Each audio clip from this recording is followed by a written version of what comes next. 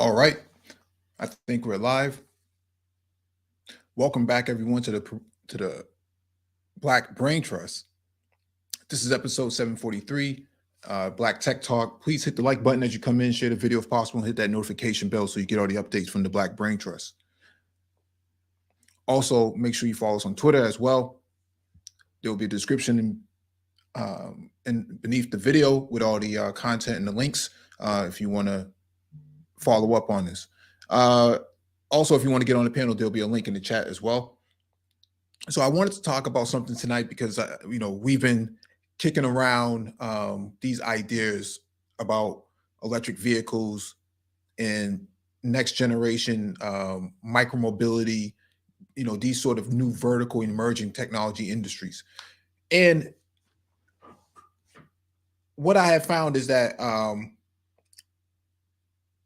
there's a lack of grounding, for electric vehicles. So I wanted to get into the academic aspect behind it, some of these shortcuts that we think that could be viable opportunities to get into the industry with some credibility behind it.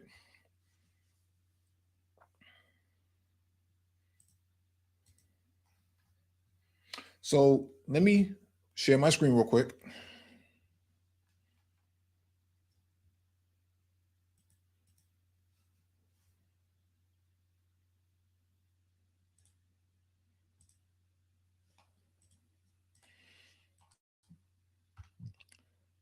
Now, this is from SAE International. And SAE is a global organization, well respected in the industry for automobiles and machinery and things of that nature. You usually see socket sets that say SAE or some form of abbreviation for this. And so I came across this, and I thought that it would be great if we can add this into the lexicon of what we discuss here in terms of electric vehicles, EV, micromobility, microtransportation, things of that nature. And so what they're offering here are these short courses to get involved in hybrid and electric vehicle engineering and things of that nature. So let's go over this real quick. Electrification, professional development. Let me zoom in real quick.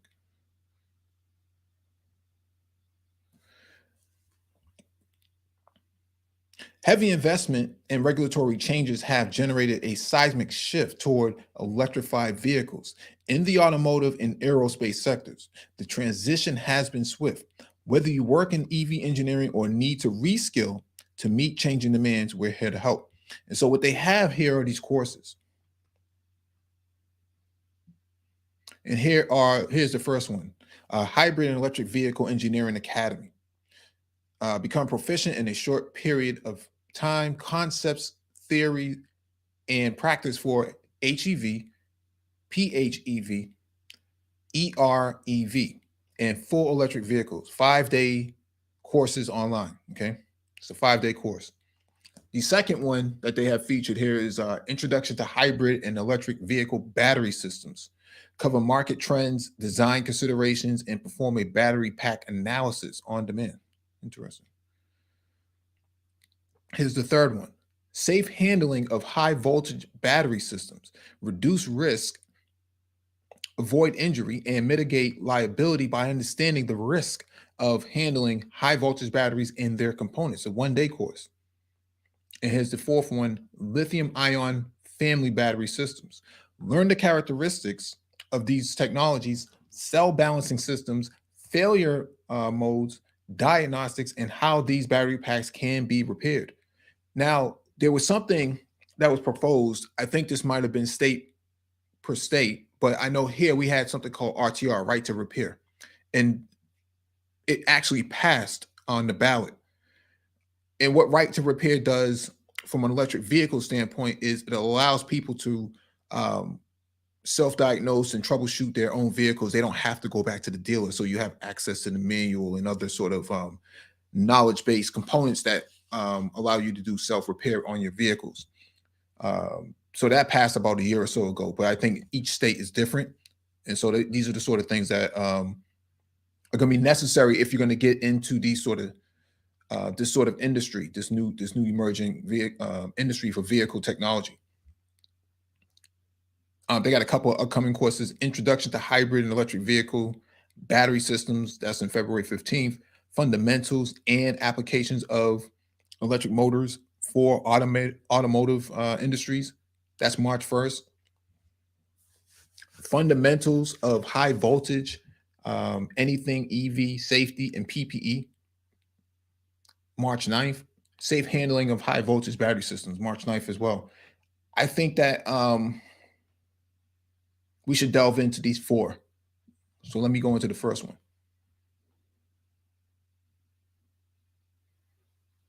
Actually, I think somebody's trying to get in here. Hold on a second.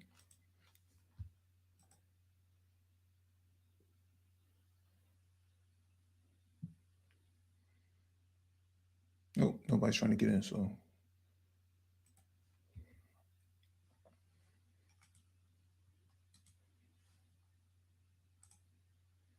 My apologies on that. Let me get this back on the screen. Let's zoom in on this. So let's go through this first one. Hybrid and Electric Engineering Academy. Description. SAE Engineering Academies provide comprehensive and immersive training experiences, helping new and reassigned engineers become proficient and productive in a short period of time. The Hybrid and Electric Vehicle Engineering Academy covers hybrid and electric vehicle engineering concepts, theory, and applications relevant to HEV, PHEV, and EREV, and BEV for the passenger car industry. While the theory and concepts readily apply to the commercial vehicle industry as well, the examples and applications used will apply primarily to the passenger car industry. So let's go through the learning objectives. Upon completion of the academy, participants will be able to define and analyze fundamental electrochemistry of battery operation and performance requirements for HEV, PHEV, EREV, and full electric vehicle applications. Estimate the size of a cell to meet a specific requirement. Create a cradle to grave or cradle to use list of materials used in any type of automotive battery. Compute the temperature response of battery cell and pack assemblies for a simple model. Describe the functions performed by a battery management system, BMS. You may have heard Complex talking about a BMS before. Explain different approaches to estimate state of charge, state of health, and power and energy. Apply the operation of brushless DC and induction motors to HEV and EV vehicles. Define the torque speed curves for motors and the application to electric and hybrid electric vehicles.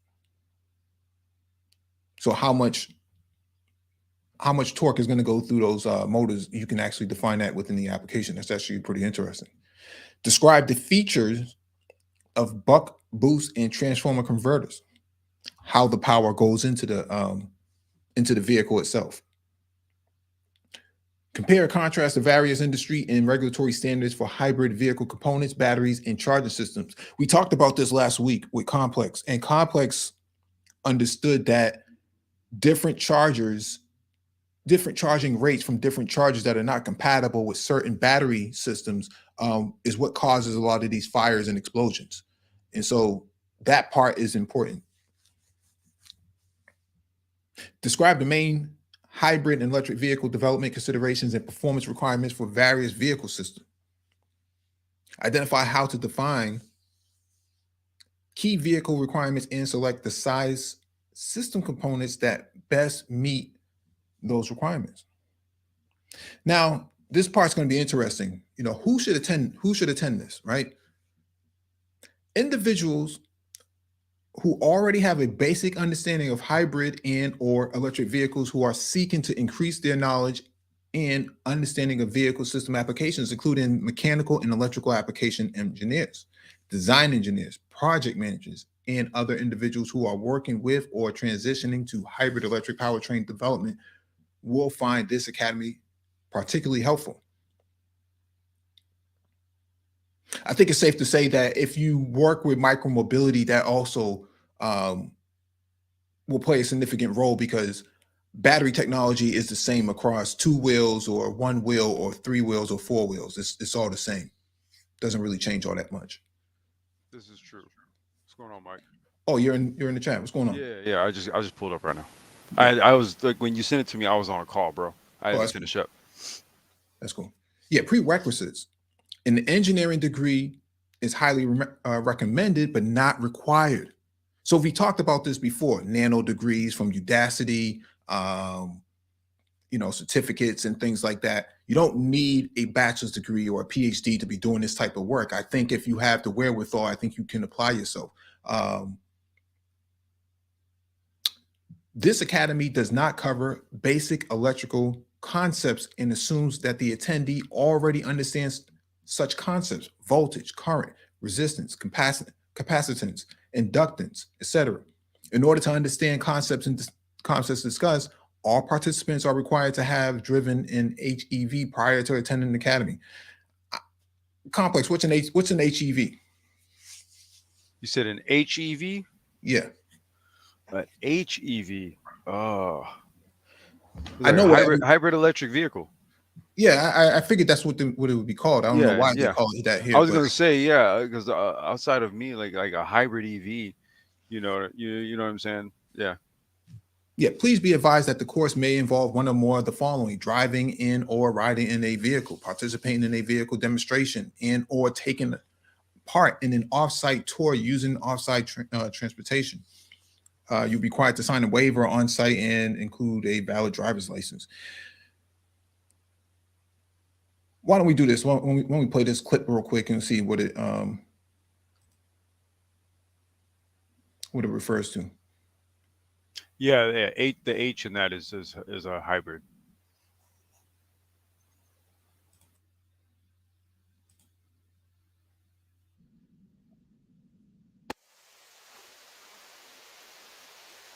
Oh, you know what?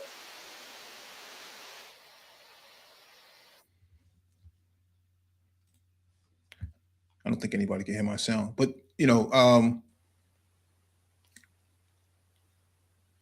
me share my screen again and go through this.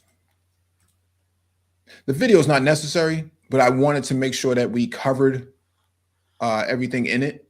And so this is considered to be an advanced course. I don't think it's all that advanced. I think if you have the wherewithal, I think you can do it.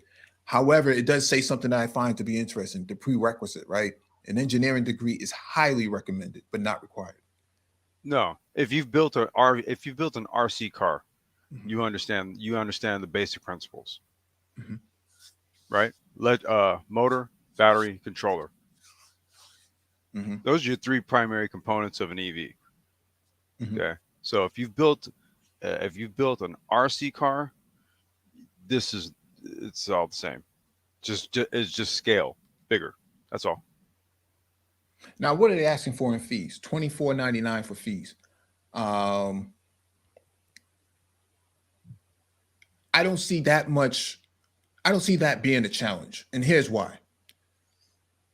There's a huge demand, and I think we spoke with Dr. Phoenix about this. He's in Georgia, he's in the Atlanta area, and he knows that Porsche headquarters and many of the other European manufacturers, vehicle manufacturers, um, are looking for EV techs.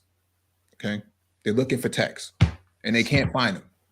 But if you took this course, I think that that would actually boost your credibility if you wanted to apply.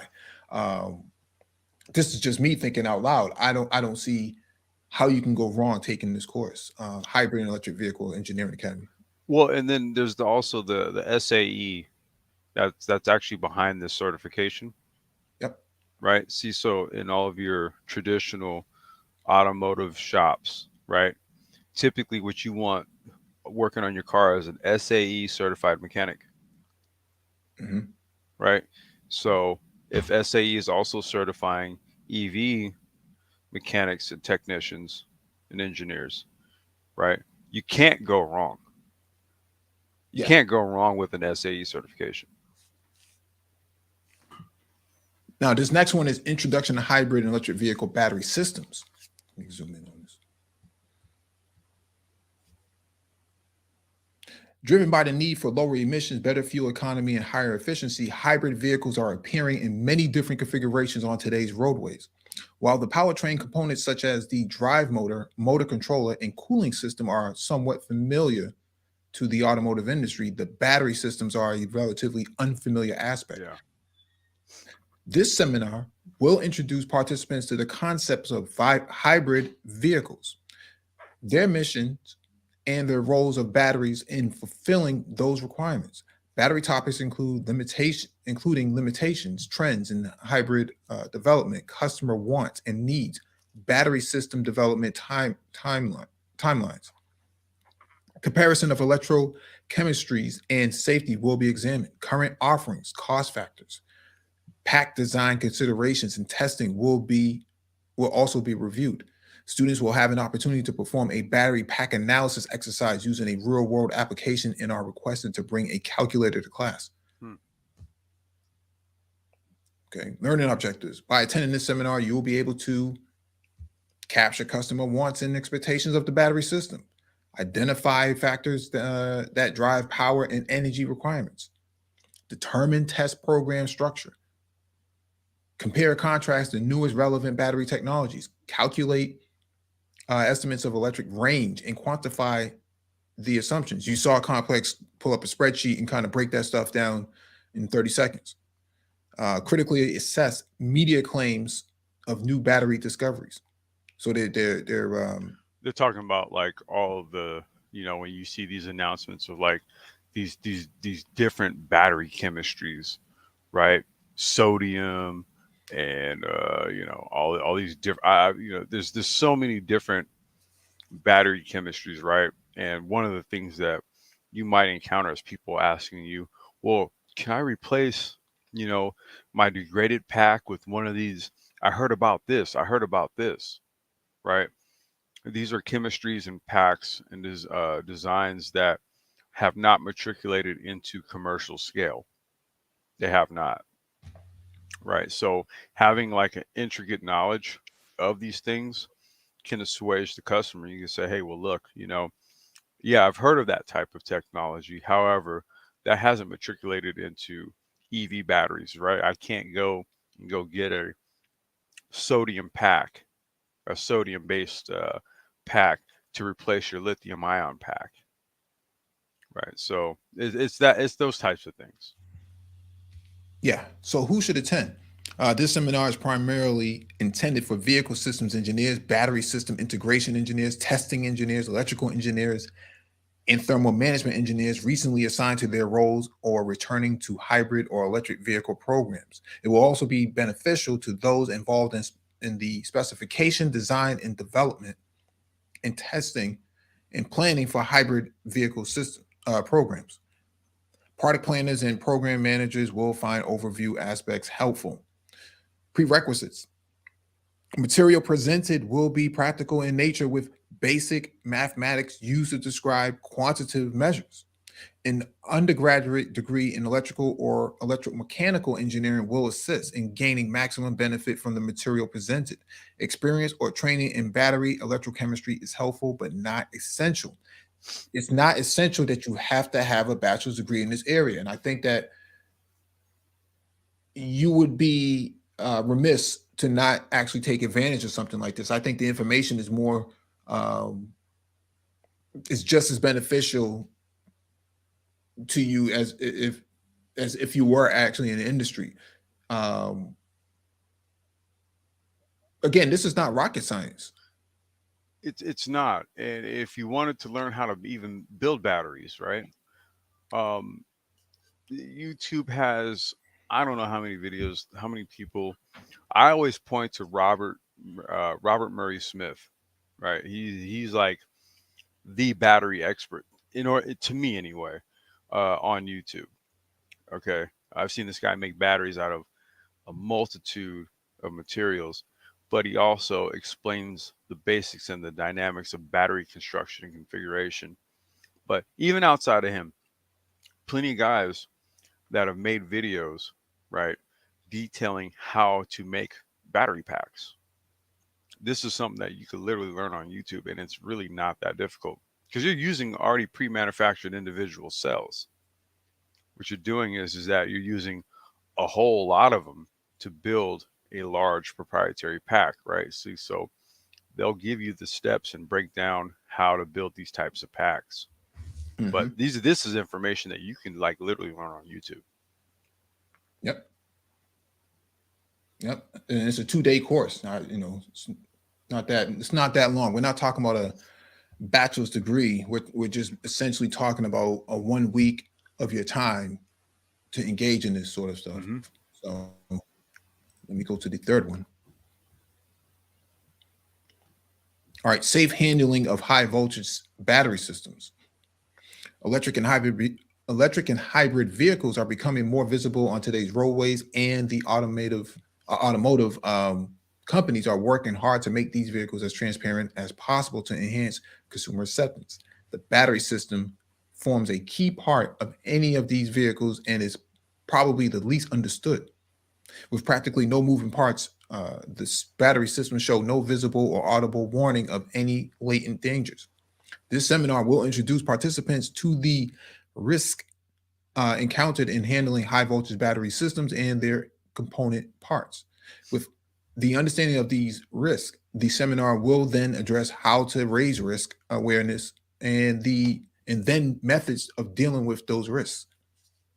The outcome of this seminar should be improved avoidance of personal injury, reduced risk of reputation loss and product liability actions, and reduce risk of loss of property and time. So what you do see in some of these sort of viral videos is Tesla's catching on Going fire, up in flames, right? yeah, bikes catching on Yep. fire. But we talked about this before. If you buy a bike and you're too cheap to buy the right batteries and you put the wrong battery pack on there from China or Taiwan or wherever it is, and you put the wrong charger on there, something bad will happen. Yeah. That's inevitable. You might get away with it 1 or 2 times, but yeah, there's going to be a meltdown. Right. And when we're talking about like let's just say not even that, right? What about when cars and this is yeah, Mike, you're familiar with that car channel B is for build? Yep. Okay. Those dudes just bought like 4 flooded out Teslas from her was it Hurricane Ian or Ike in Florida a couple months ago, Hmm. right? So they bought 4 flooded out Teslas, right? That's the other side of the coin here, right? Hmm. When batteries are, let's just say, submerged in water, especially salt water, right? So there's the what do you do with packs that may have say been submerged or were subjected to water, as opposed to just say, the other side of the coin where things are operating just fine, but let's just say there's a heat spike, BMS failure, right? Uh, bad cells, bad tabbing on the battery cells themselves, which Hmm. causes fire. Hmm. Who should attend? This seminar is primarily intended for vehicle and battery engineers, battery system integration engineers, battery testing engineers, safety systems engineers, electrical engineers, and thermal management engineers recently assigned to their roles or returning to hybrid or electric vehicle programs. It will also be beneficial to those involved in the specification, design, development, testing, and planning of hybrid vehicle programs. Prototype shop staff will find the safety protocols aspect helpful. Prerequisites: SAE course C0626, Introduction to Hybrid and Electric Vehicle Battery Systems, is recommended as a prerequisite. We covered that just a few minutes ago. Material presented will be practical in nature and is based on selected fundamentals of chemistry, material science, electrical, and mechanical engineering. An undergraduate degree in electrical, mechanical, or chemical engineering will assist in gaining maximum benefit from the material presented. Experience or training in battery electrochemistry is helpful, but not essential. So we keep going back to this. It's not essential. Okay. Nope. It's not Like I essential. said, dude, you have kids who have built RC cars. They understand different configurations of battery packs. They understand what kind of performance, a 6S versus an 8S and this and that. They Yep, 4S. understand, huh? Yep, 4S2. Yep. Yeah. Right. They understand the intrinsic aspects of, what what these configurations do, and that's on an RC car level. So if you know that, you can do this. That's why they say, well, it's not required. Yep. All right, last one. Lithium ion family battery systems. The lithium ion family of technologies are the primary technology for plug-in and electric vehicles, but it also it is also being found in hybrid products. Each family can have a different discharging voltage characteristic, which affects vehicle and scan tool diagnostics. This five-part series will provide the necessary information on all of the lithium technologies, cell balancing systems, failure modes, diagnostics, and how these battery packs can be repaired instead of replaced. Yep. At the conclusion of this course from SAE training partner Future Tech, you will be able to identify the various lithium formats, aspect cell aging, rebuilding concepts, and understand how to use scan tool PIDs to help analyze, diagnose, and repair the battery pack. GM, Honda, Hyundai, Nissan, Tesla, Toyota, electric, and hybrid vehicle products are featured. So you're covering the majority of the industry, 90% of the industry right Yep. there. Objectives: by participating in this on demand course, you will be able to list the advantages and disadvantages of lithium technologies and the automotive lithium battery formats, describe the discharging and charging process of a lithium battery cell, describe the operation of a battery module cell temperature sensing circuit, describe the purpose and operation of battery pack contactors, the battery pack pre-charge circuit, and the battery pack current sensor. Identify the components in air and liquid cooling systems for lithium battery packs. Identify and describe the components of a battery management system cell balancing system. Explain the difference between how vehicle instrumentation displays battery pack SOC versus actual battery pack SOC. Relate in how SEI layer growth affects battery cell operation. Describe how failure modes on the positive and negative electrode evolve. Compare the difference between battery power versus capacity. Explain the battery pack stress test process and how the results can help determine what actions are needed. So you have 90 days to actually do this on their site. So, and it comes with a book and everything else. Is this on-demand course for you? Engineers with limited or some knowledge or experience with high voltage lithium battery pack education will find this course of benefit. There are also areas within the course that could benefit more seasoned battery pack professionals. Whether an engineer is involved with HEV, PHEV, BEV, EREV, or FCEV products, this course will provide information on lithium cell operation, battery management system operation, battery pack hardware systems, battery cell failure modes, cell module testing methods, battery stress testing, and how this differs from nickel metal hydride, NIMH systems. So again, I think this is a fairly advanced one, but you don't need to be a rocket scientist for this. Now, Honestly, that it sounds like this might be a more um, advanced module, so to speak, or whatever. But we like, just for example, we were just talking about like RC cars, battery configuration, stuff like that. See, what I like to do is always pare it down to an RC car. If you can understand what you're doing with an RC car, you'll understand what you're doing with a full scale car. yep. Yeah, and I think you had taken the intro course here, the Hybrid and Electric Vehicle Engineering Academy, Mhm. before you could take this. I think that's what Yeah. they're saying. Yeah. And then they have some upcoming courses, fundamentals and application of electric motors for automotive industries. Yeah, I was going to say that the next step is getting into controllers, motors, and stuff like that.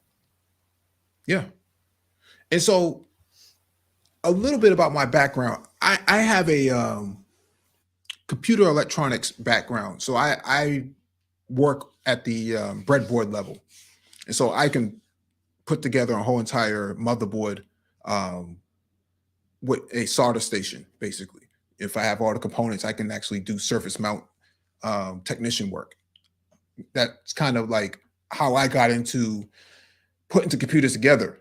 So I have a background in that area, and so I did my undergrad in IT, but a lot of my heavy hands-on work came with the electrical and electronics engineering piece. And so I wanted to kind of use this as an example. This community college. Let me zoom in real quick. This is Mesa Community College. I think this is in Arizona, Maricopa. Yeah, Mesa. That's Arizona. Yeah, yeah. Certificate of Completion in Electronics Technology. The Certificate of Completion in Electronics Technology is designed to prepare students to work as electronics technicians, manufacturing supervisors, test equipment specialists, prototype fabricators, and in other positions in firms that specialize in electronic design, manufacturing, service, and development. Students with this certificate may work in industries that include but are not limited to aerospace, biotechnology, communications, entertainment, industrial, medical, power, semiconductor, and transportation. This certificate of completion comprises the first 2 semesters of the Associates in Applied Sciences (AAS) degrees in electronics technology. So this is a 6-month program based on, if we're talking about semesters, I think semesters are usually every 3 months. So what we're talking about here, also just as a heads up, students must earn a grade of C or better for all courses required. There is no skating by in this, and I don't think you can use Chat GPT to get through this either. Um, what you'll learn: solve problems in analog electronics using basic mathematical functions, ohms and Kirchhoff's law, and phasors. Analyze bipolar and field effect transistors FET circuits, along with operational amplifier circuits. No, keep in mind that electronics being bipolar doesn't mean that they're crazy, man. We don't want to confuse manosphere jargon with actual technical jargon. So apply the concepts of Boolean algebra to digital logic circuits. Interface keyboards, displays, stopper motors, and other peripheral devices to microprocessor system. Program a microprocessor using low and high level programming languages. Demonstrate proficiency using standard electronic test equipment. So you're talking about multimeters. Multimeters. Yep. Yep. Oscilloscopes. So I still got my oscilloscope in the closet. I should break it out one day. Use contemporary operating systems and application software to solve problems in electronics. Practice safe work habits according to industry standards. And then just going over, some of the roles and whatnot, what you'll be doing if if you were to graduate immediately with the certificate. I know a lot of people in the military, who graduated with me. They work for Raytheon and Lockheed Martin, working on missiles and radar systems and stuff like that. So not uncommon, not uncommon. And so I'm showing this because when you go back to what their prerequisites were, it says it's not necessary to have a bachelor's degree or an undergrad or something like that, right? You don't need that. And so I think you can I think that when we look at these sort of things, um, we make these things more complex than what they need to be. And I think when you take a class like this, and you're not, there's no way to say like, oh, well, one college is better than the other. They all teach the same thing because it's industry standard. Right. It's all industry standard. I don't care where you go. It's all industry standard. If they're teaching it and they teach it from a book, the book's the same everywhere you go. I don't care if Well, it's University and of Phoenix. the fundamentals of electronics are the same too. Yeah. Yeah. I don't care if it's University of Phoenix or Mesa or whoever it is, Cal Berkeley. It doesn't matter. They're all teaching the same thing. And so I'm saying all this to put all of this into context that you don't need a PhD to go, to be a part of this new emerging technology of electric vehicles and the new battery technology. As it stands right now, there's not enough people in our community who can do this work. Let alone, Mike, just in general, right? Um, Most of the mechanics and people that you see at dealerships, that they, number one, they are SAE certified mechanics, right? Mhm, But they work on ICE engines, internal combustion engine, right? mhm, Now, just for scope and scale, um, an internal combustion engine has an upwards of 8 to 10,000 moving components when it's operating. mhm, Okay, when you think about how many things move in an internal combustion engine versus an electric vehicle, where you may have upwards of maybe 17 or 18. So we're talking about two different concepts in mobility, mhm. right? The internal combustion engine versus the electric motor.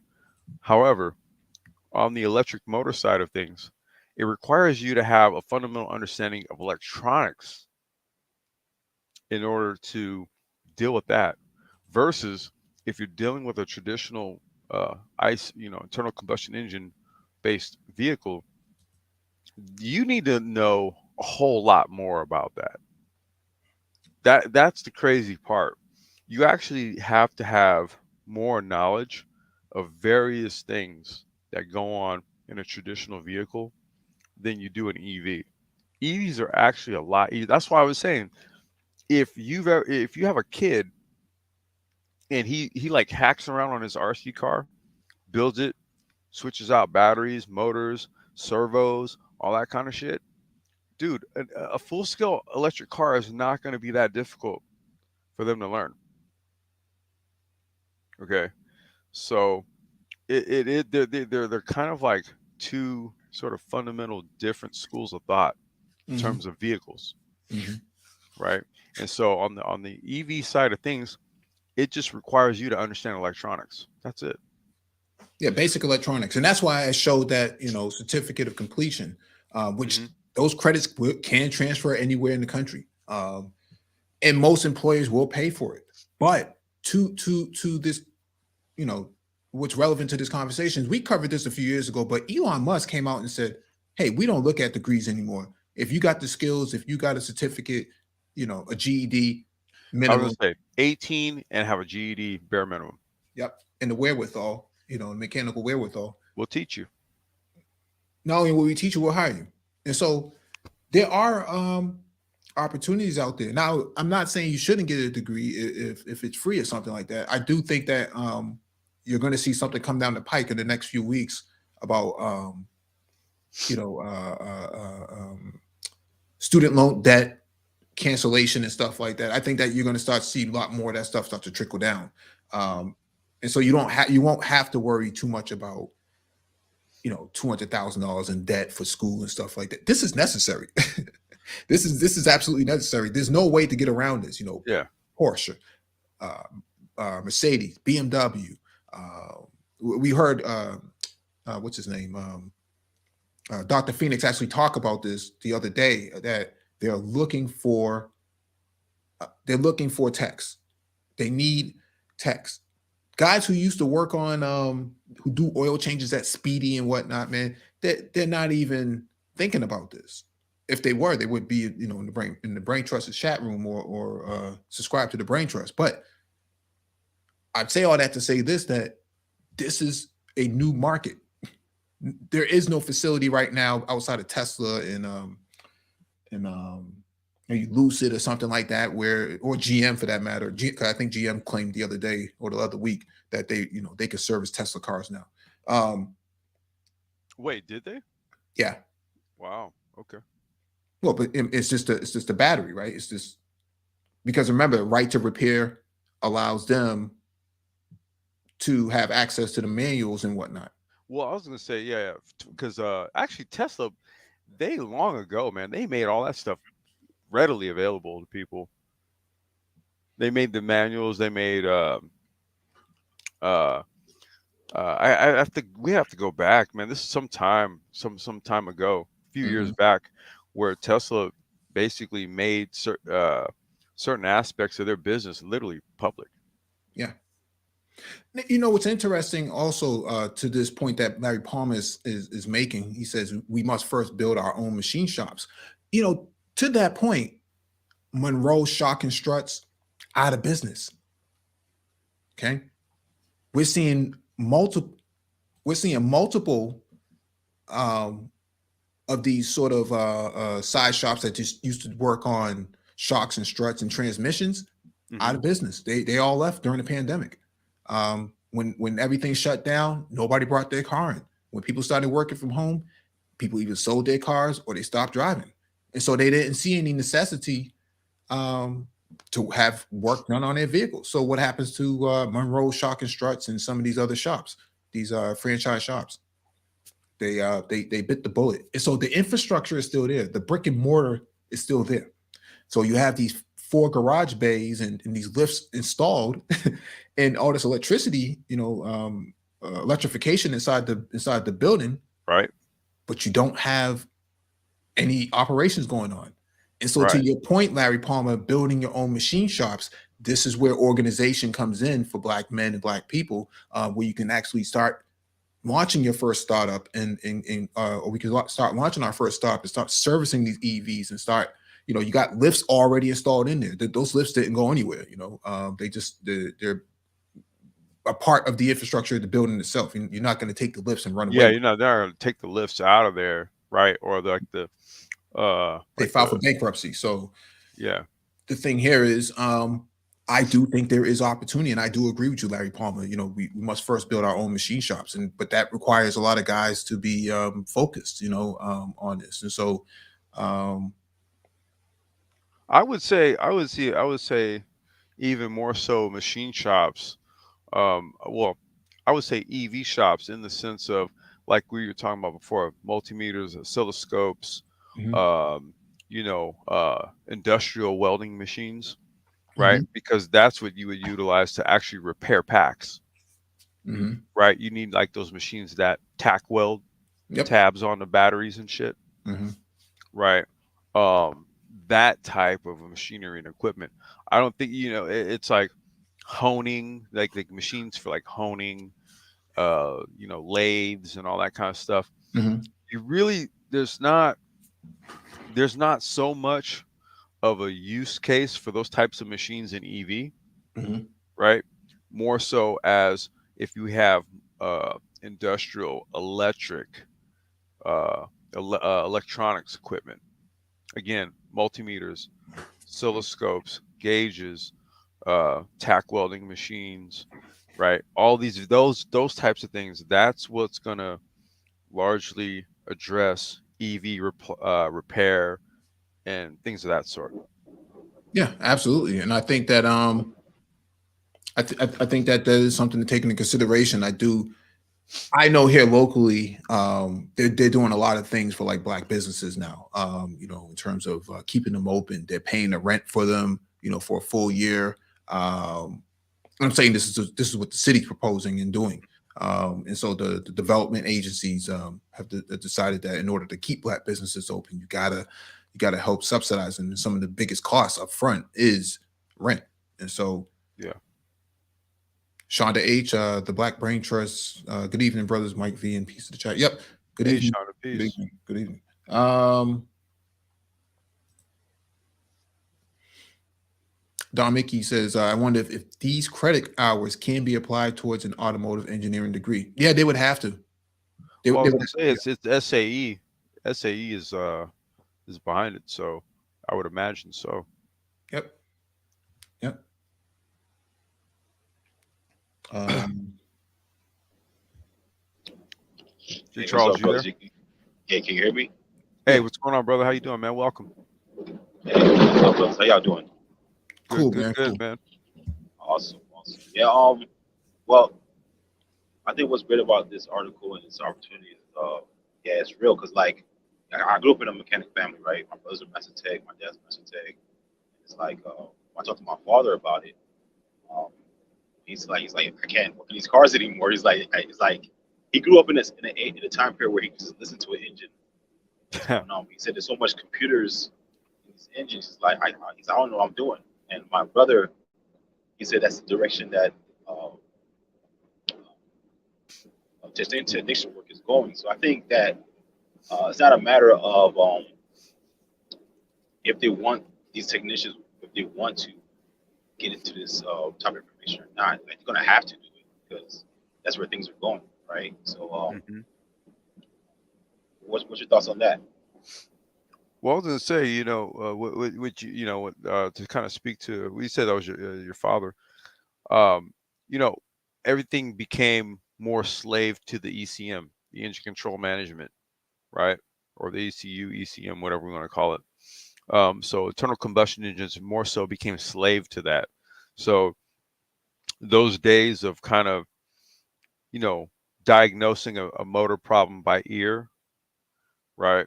Or just kind of doing the typical checks, for example, um, that those went away because what you now have to do is plug in to the ECM, and then the ECM is going to tell you what's what, right? And then from there, you're going to go ahead and then fix whatever the problem is. But now, if we remove ourselves from the internal combustion engine altogether, now we're talking about a completely new system for cars, right? And when I say new, again, it's really actually simplified because I like to like render it down to an RC car and then scale it back up. Battery, controller, motor. Three primary components, right? Just like how it works in an RC car, works in a real car, works like that with the electric bikes, electric scooters. It's all the same, right? So we're talking about, in all actuality, a more simplified platform, right? Um, to Mike's point, even though this is a more simplified platform, what we have is literally an extreme shortage of technicians or people that have the knowledge or the expertise to work on these things. That's really what this boils down to.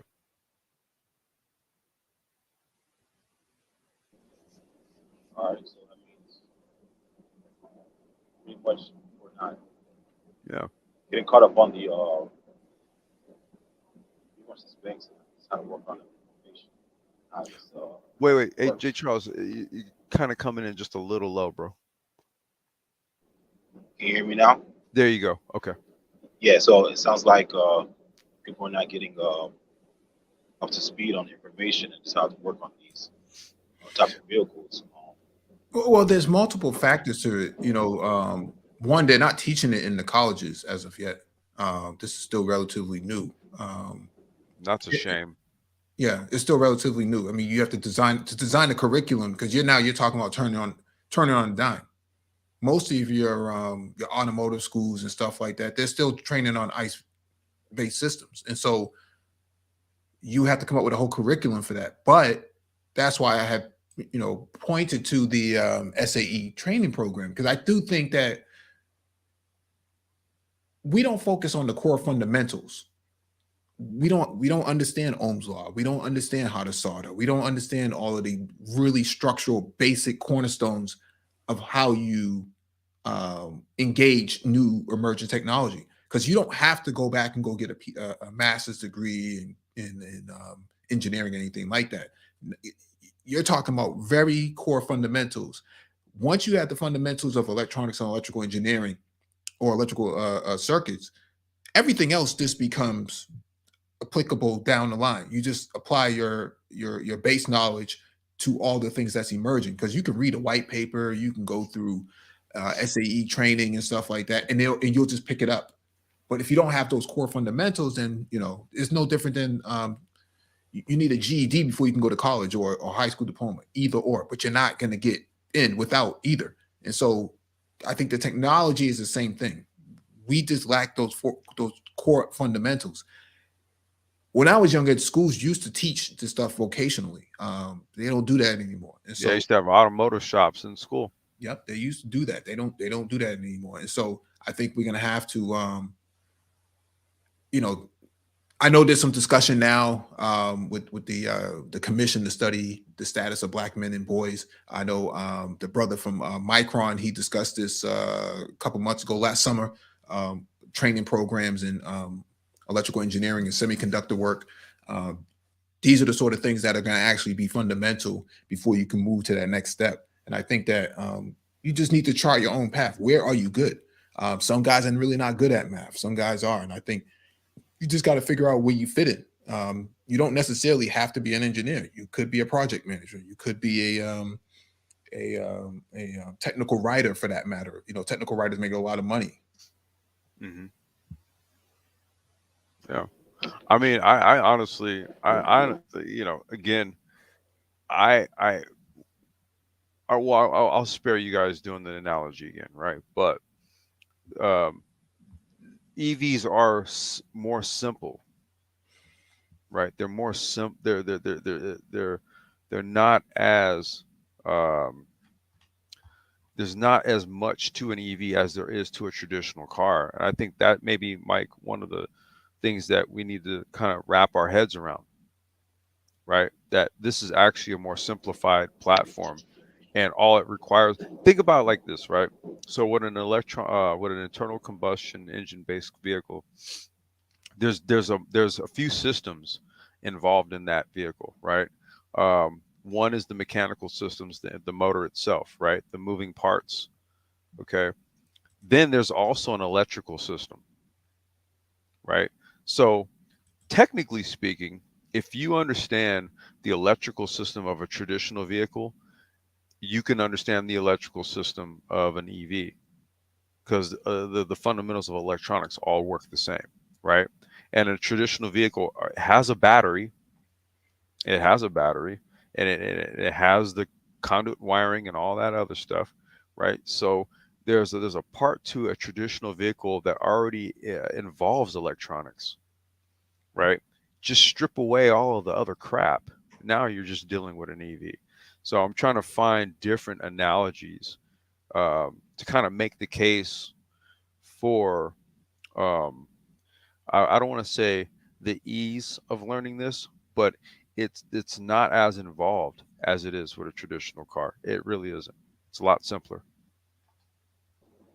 Yeah, that's what kind of trips me out, because I'm like, you're explaining that. I'm like, well, I haven't really took time to really break down how the engine works and how the whole system works yet. But it's coming from my background, it's like, it is kind of tough for me to wrap my head around it, man. But okay, let's analyze it. So those type of engines, right, on these EV cars, like, what's your output? What can, how much horsepower can it push out? Like, how does You're talking about the motor. You're talking about a motor, not an engine. But I get what you're asking. Yeah. I mean, you measure horsepower output a little bit different than you would a combustion engine. Yeah, because it's all based on the size of the battery pack. Yeah. Right. That's what we were earlier. We were talking about different battery pack configurations will determine the output and what the performance of the vehicle itself. Right. The motor is the motor. Okay. It is what it is. Right. It's standalone. The power source to that motor is what's going to determine what that motor can do. So then now we go to the battery side of things, right? And then when we're talking about how the power is applied, the performance attributes, et cetera, that's the controller. So it's like I said, there's three primary components to any electric vehicle: battery, motor, controller. Your battery configuration, how the battery's configured, how it's wired up, the series, the parallel, et cetera, et cetera, et cetera, determines how much power is going to dump to that motor. The motor in and of itself will determine how much crank it can ultimately put out, how much juice you can give it, how much it can put out. Then the controller literally does just that, controls all of it. You can set the parameters on how that juice is applied, how that motor applies that juice, right? Acceleration, long range, that's where you can program all that stuff, right?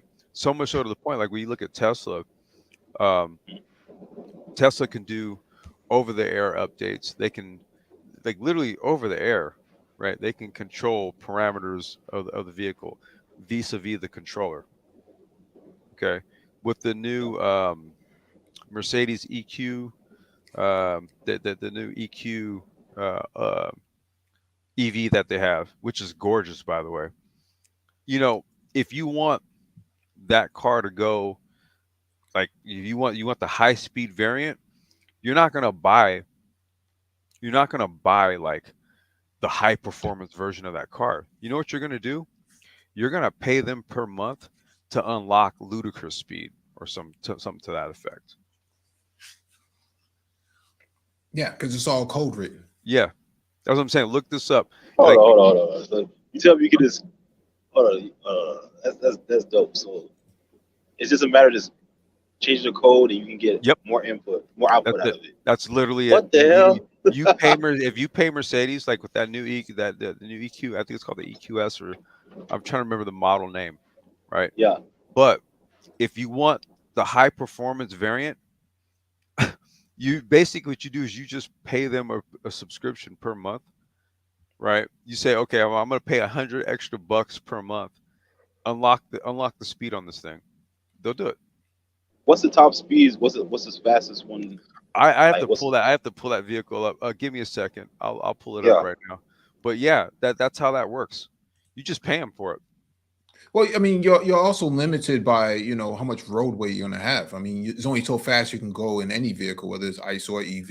And so, um, it's going to get to a point where they're going to have to start cracking down on the performance of EVs because most of your police vehicles can't keep up, anyways. There's quite a few videos of Tesla's taking off in a pursuit, and the Dodge Charger or the Ford Explorer gets left behind. The Interceptor gets left behind because it just can't keep up with that sort of performance. And so I don't know. I don't know if it's going to be all that necessary to drive at breakneck speed everywhere because the faster you drive it, the more you deplete the battery, anyways. Yeah. But that'd be awesome sport though. That'd be amazing. That right? Say that again. Your mic is breaking up. That'd be an awesome sport, like performance sport. To see that, that'd be dope. Like see like quarter miles or half mile races. Um, like it's performance sports. That'd pretty cool to see. Do you guys see Oh, this you're here? talking about from a racing aspect. Yeah. Yeah. Now, obviously, it has to be street legal, right? You can't. They're gonna put some parameters and restrictions on it, but if it was like, okay, let's just see let's see how much we can do. Let's open it up all the way. I want to see that. I want to see one of those races, on a straightaway. Well, that's where you get into like the Formula E, right? Formula E stuff. That's where you're gonna look at that. Those are EVs unleashed, right? They just came with the new Gen 9 cars this year, which they're now, with these cars, they're racing them on traditional racetracks. And I've caught some of the footage on these things on the traditional racetracks. Holy crap. These things, they're the balls to the wall, man. They're fast as hell. So but when you look at this right here, right? Here's the EQS AMG version, right? and then you have the EQS sedan, which is the non-AMG version. Okay, it's literally the same car. It's literally the same car. There's just there's things Aesthetic that you're difference. there's just things that you're just going to pay for, and like what Mike was saying, it's simple code. That's it. Outside of like different rims, little snazzy, the things that it's the same car, but you can just change these wheels out, put the AMG these right here, put these rims on it. But when you talk about going internally into that car, it's the same stuff. It's a code switch. Yeah. So we just switched these wheels up, right? And we threw a little AMG badge right here. We just did these little things. But dude, when you get down into the nitty gritty of it, no, it's a code switch. That's it. Yeah. That's all it is.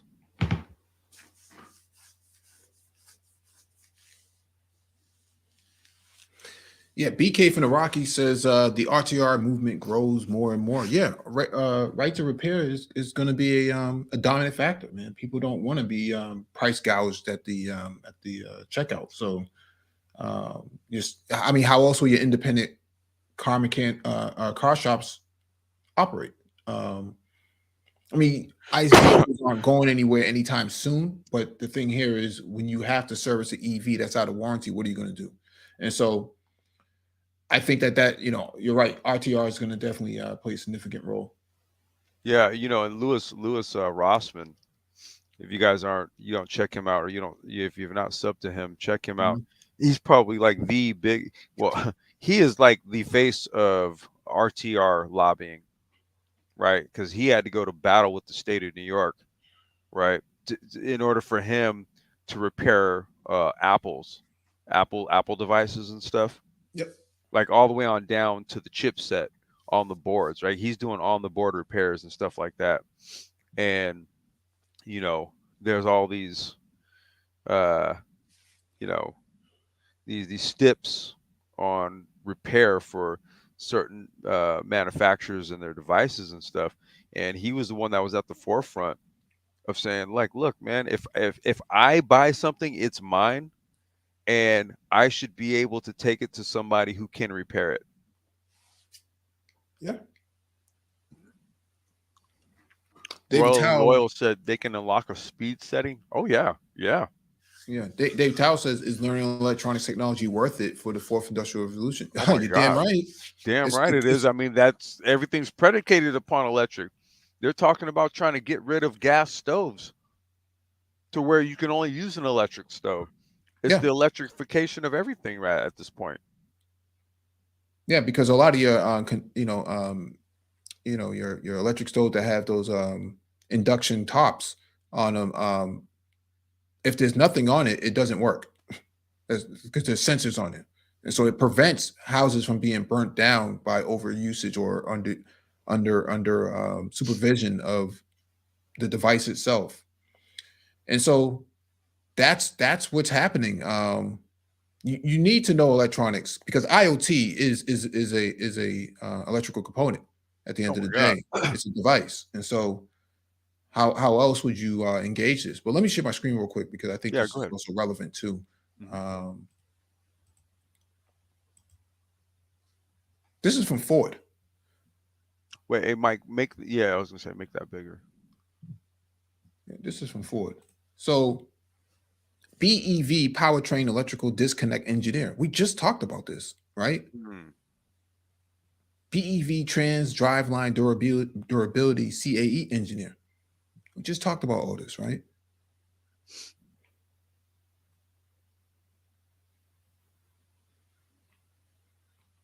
Test technician, prognostic systems engineer. Well, so a lot of these jobs can't be fulfilled. That's why they're being posted. I think Yeah. Ford has something like 1,000 jobs on their site. And so uh, associate physical test properties engineer, mechanical structures, product dev engineer. So advanced EV development engineer. I wonder what the hell they're doing over there. It said it's trending too. right? Hmm. Do you want to change the world? The Ford Motor Company had endured and thrived for 118 years through every imaginable challenge because we have the vision to imagine the future and the courage to change. Um, I'd this have to I'd opportunity. have to actually give GM I'd have to give GM the nod on that one as opposed to Ford, because remember, GM came out with the EV1. What was that, 98, 99, Mhm. somewhere around there? I And think that was a honestly, collaboration with Honda, though, right? with Honda, yeah, it was because it was like, I think it was based on the Insight, right? But uh, that was it was a success, Hmm. so much so that they killed it. Yep. We won't get into all that, but Yeah. yeah, yeah. If you guys wanted to know, GM was the first American automotive manufacturer to go with an EV and see success. And there's reasons, we don't have to get into it, but basically, even though it was a success, they nixed it. What will it be like to work on the Model E team? We are passionate about solving hard problems. We create with passion, delivering extraordinary solutions to change the world. We challenge competitors, bureaucracy, obstacles, and even our own assumptions. We have zero tolerance for bias or personal agendas. We are swift and decisive. Trusting the experts, believing the data, seeking out and listening to bold intuition. Regardless of the source, we are insurgents, never satisfied, averse to complexity, suspicious of habits, and open to risk. Okay. So that's the kind of environment that you're going to be going into, at least at Ford.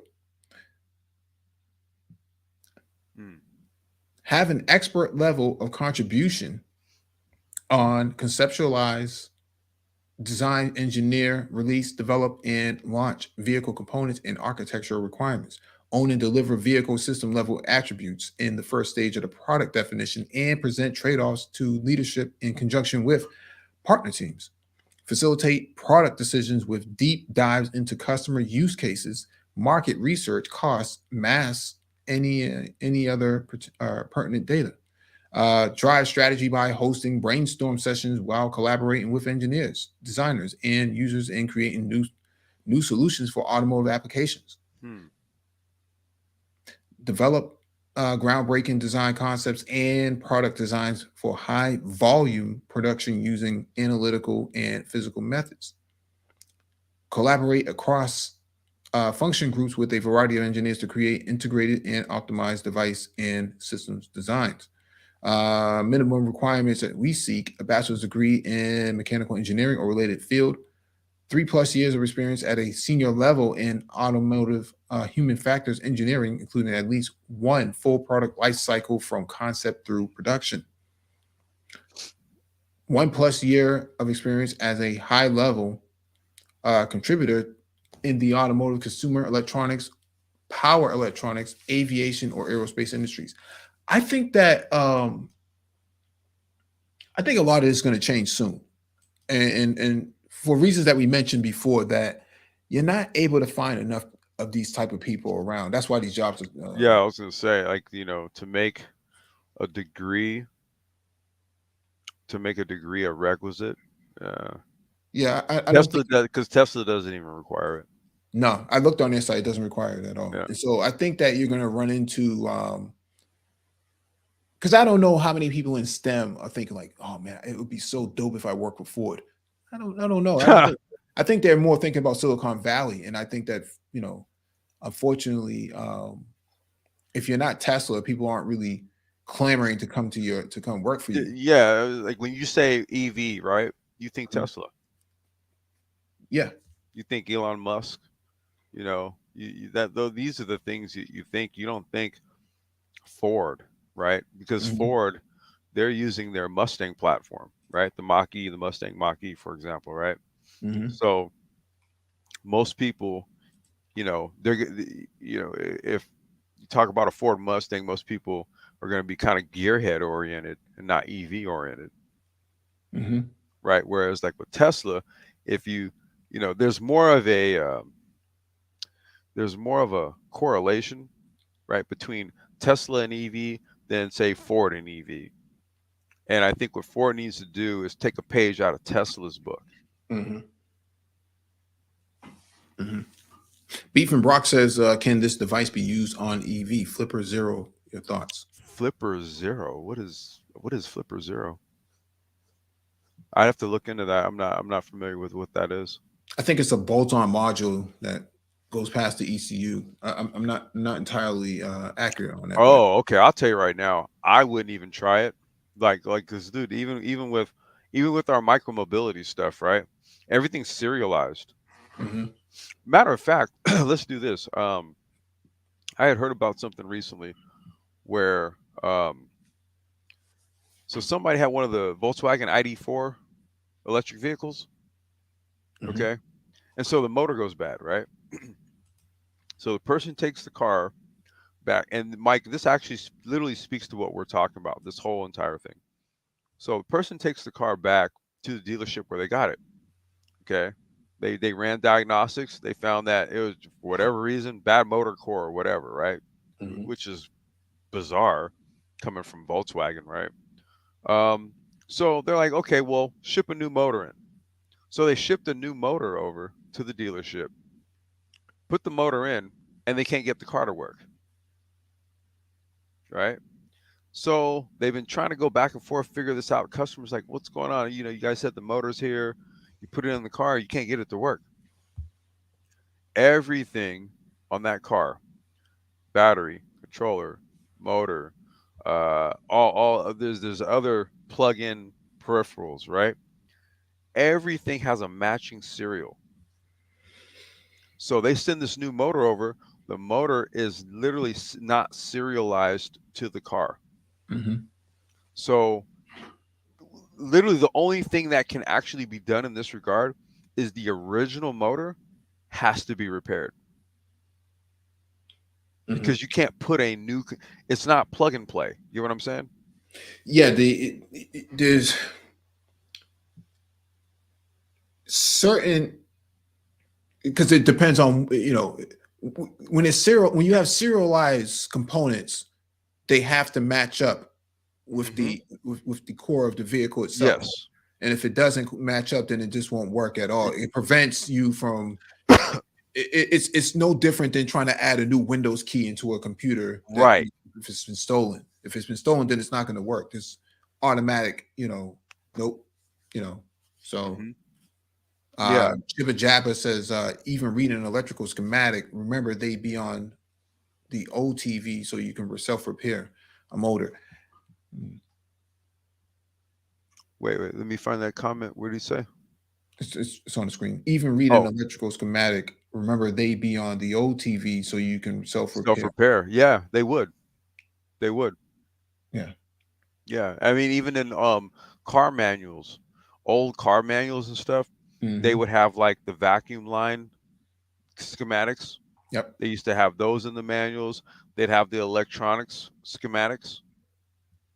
Right. They used to have those in the manuals. Like nowadays, the only thing they have is they have the fuse schematics. Yep. So like if something's going on, you know, with the car or something like that, you go, oh, there's a headlight, something's up, and then you can go and pop the fuse panel, and then usually when you pop that panel off, when you flip it over, it would be right there, and you go, oh, okay, wait, it's this fuse right here. And then they have the little fuse puller, pull the fuse, put the new one in, boom, you were good to go. Or even your cylinder firing mechanism. I know, like Lamborghini, they printed out on the head of the sequence. The firing sequence and stuff like that. And so that when you do rebuild it, you know which one should be firing. Right. You know what plugs to go, which plug gap, plug wires go into which cylinder, right? Yeah. Jibba Jabba says, is electrical nomenclature universal? To a degree. No different than any metric or standardization tool set. if you kind of use the same, I mean, Ohm's law is Ohm's law, Right. Amps times volts equals watts. That's not going to change anytime soon. It's a kind of a global standard. So Right. And then with regards to the EV stuff, it's all series and parallel, yeah.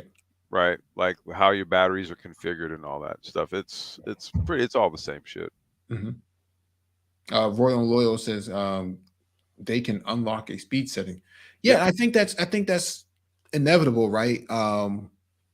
If you want to go faster, you're gonna have to pay. And if you and if you do pay, then what happens when you get caught? It's just gonna be on your record. So I mean, that can increase insurance rates. I mean, we don't know. Progressive, these sort of insurance companies plug that adapter into your OBD2 port just to see, what you're doing. To see how fast you're driving and things like that. Maybe they find out that hey, this guy, paid another 1,500 extra for ludicrous speed. Oh, really? Go up on his Yeah. Hey. All right. yeah, go up on his insurance. So Yeah. I mean, with Tesla, it doesn't work like that. If you buy the P90 models, or you buy the high performance models, that you've got plaid speed, right? With that EQS though that I was showing, that you pay to unlock that ludicrous. yeah, Beef and Brock asked a question. What about cybersecurity for EVs? Yeah, that's going to be a big factor.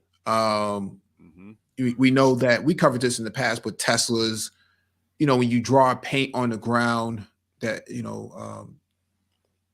when you draw paint on the road, and you're trying to use the autopilot function on the Tesla, yeah, you can jam the Tesla up because the cameras are looking for consistency in the road, and if there's any sort of inconsistency, then it doesn't know how to interpret it, and before you know it, you're off the side of the road somewhere. Right. The other factor is disrupting vehicle to vehicle communication. We know that Teslas do have that function in place as part of their design, and when they go into a platoon of vehicles on the road, other Teslas talk to each other. Well, Yep. what happens if the first Tesla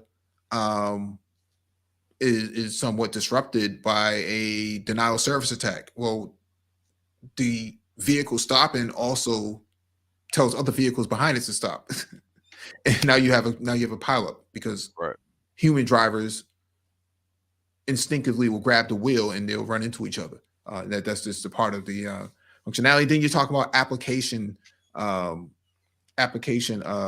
security as well, because what's to say that inside a threat at Tesla or some other organization decides to put malicious code inside the autopilot software or the charging software? You blow up vehicles all over the place. You have vehicles getting jammed up, or downloading malware to a vehicle for over the air update, OTA update. And OTA. So cybersecurity, Beef and Brock, it does play a significant role. You can take down the infrastructure of Tesla, for that matter, and none of the vehicles can update, and then none of the vehicles can communicate with each other. And now you just have a rolling brick on the road. Very scary stuff, man. I mean, from a nation state standpoint, if I'm an American adversary, yeah, I might, and let's say Tesla comes out, or not even Tesla. What's the company that does the Amazon? Rivian. Is it Rivian that does that? Yeah, it's Rivian. The vans. Yeah.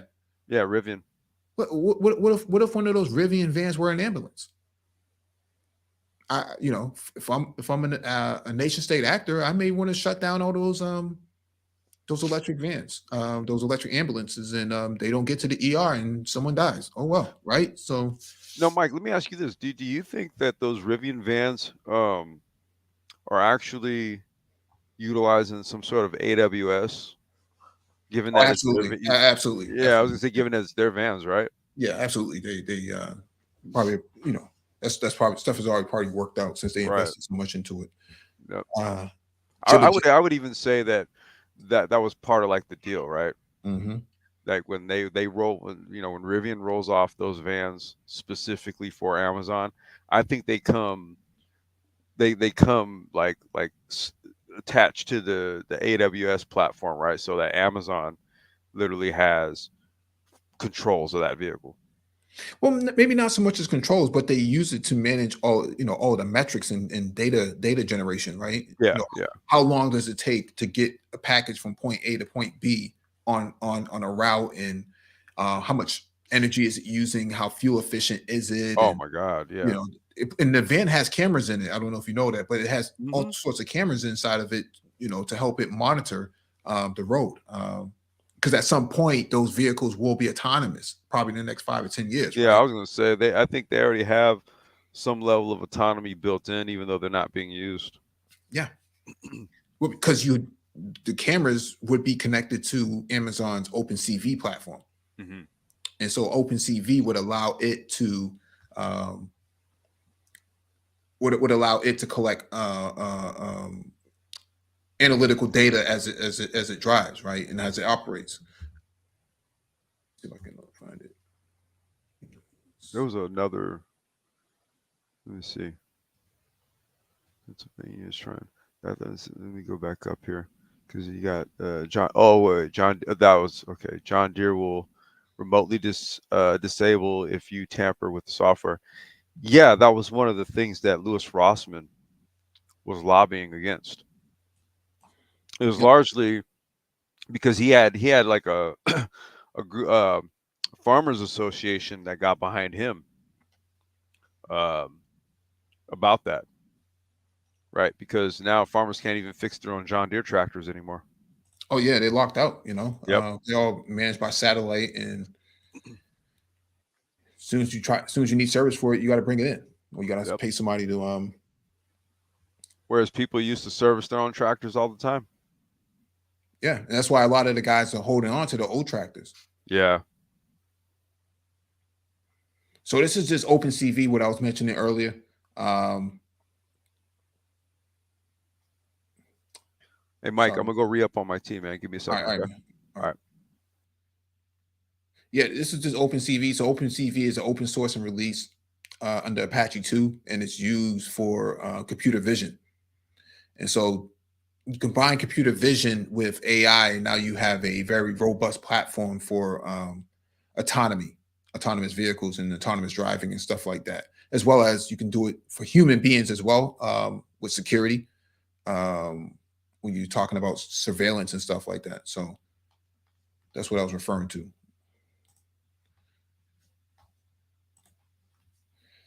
Um, Edson says Airbus was testing electric planes before the pandemic. Yeah, but the problem is with electric planes is that they're heavy because the batteries are heavy, and it's hard to keep something like that in flight for a long time. For short flights, that makes a lot of sense, but for long flights, you're not going to have battery capacity to go on a 14, 18-hour flight. It's just not going to happen, in my opinion. At least not with the current technology. Royal Loyal says EVs can only travel so far. After that, you won't be able to recharge frequently. I think some of that's starting to change. We just don't have the grid capacity right now to really charge up vehicles at the same rate that you would for gas, right, or diesel. I think it takes me about 7 minutes to fill up my tank, and I'm talking about like 13 and a half, 14 gallons of octane fuel. Um, with an EV, the fastest you might charge it is 20 minutes at best. And so we haven't reached that level as of yet where we can actually have a one-for-one comparison. But I do see that changing in the next maybe 5 years or so. I think by 2025, you'll start seeing new high-end models that can actually charge in a short amount of time. But you're talking 440 volts for a charging station. In order to charge a car at that capacity, or EV at that capacity, you would have to use up all of the power inside of like the Trump Tower in order to charge it at that rate. It may not be feasible, and I think that that's why you see Toyota kind of backing away from EVs and focusing on hybrids, primarily because we just don't have the charging infrastructure as of yet. Even now in the summertime, if it's really hot and everybody's running their ACs, you're going to see a blackout in the city, whether it's New York, Boston, Miami, especially these places, you're going to see rolling blackouts because people just don't. The grid just doesn't have the capacity to serve all of these people running their air conditioners inside these hot buildings. Now you combine that with trying to charge a whole bunch of electric vehicles at the same time, not going to work. In Boston, we need at least 150 megawatt capacity add-on additionally to complement all of these new vehicles coming online. And we just don't have it. We're not going to have it for another 7 years. So what are they going to do? I don't know. Grid, adding on to the grid is not that easy. You're talking about building new infrastructure, testing it, and then approving it and getting permits for it. That stuff is not easy. I mean, they don't even fix potholes that easy. So imagine trying to add 150 megawatts, 250 megawatts of power capacity to a metropolitan area. It's just not that easy. You're going to have to come up with alternative methods.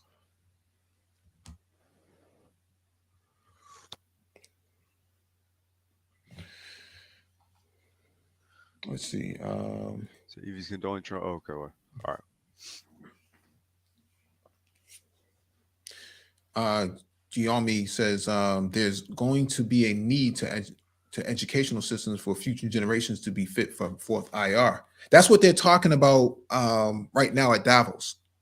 The Labor Secretary Marty Walsh, who's the former mayor of Boston, he's over there figuring that out right now, having discussions over there right now about that. And so they're trying to figure out a way to incorporate this stuff into the K through 12 platforms. So I don't think that that's going to change overnight because you have a very polarized Washington D.C. The politics, with all the banning on critical race theory and things like that. It makes it hard to say, man. That we're talking about a quasi overhaul of our educational system. Yeah, I think the shortcut to that though is that you would have to have after school programs that really focus on that type of stuff, and that's where think tanks and other sort of nonprofit organizations, guys like brothers like Q Butter who run his after school program, stuff like that. That keeps them constantly. Yep, shout out to him. So you're going to see a lot more than that. Hidden Genius out there in California, I think they're doing really dope work with Black boys. In fact, I think they got an award recently for the work that they do as a model. Let me see if I can share it real quick. Yeah, I think also, I mean, I remember when I was in school, man, I was like Rocket Club, shit like that, right? I don't know if they have clubs like that in schools anymore. Whereas it's kind of that is kind of it dovetails what you're talking about in terms of like after school programs and stuff like that. But then there were also like these clubs that schools used to have. I don't know if they have those anymore. Like I said, I used to be in Rocket Club, dude. 4th and 5th grade, bro. That was when I was buying Estes rockets. Mm-hmm. You know what I mean? And we'd go out into the field at the school and shoot the rockets up and stuff like that. We used to, build them, in class. I don't know if they have that stuff anymore.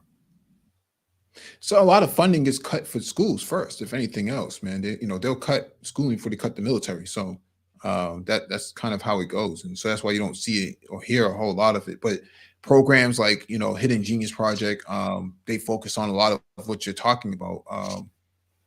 Black male youth in high school are encouraged to join the 2023 intensive immersion program cohorts.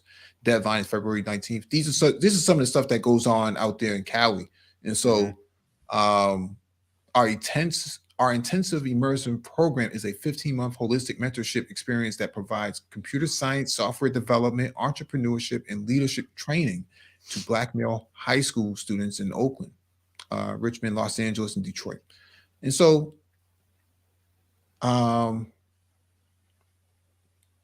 Catalyst programs.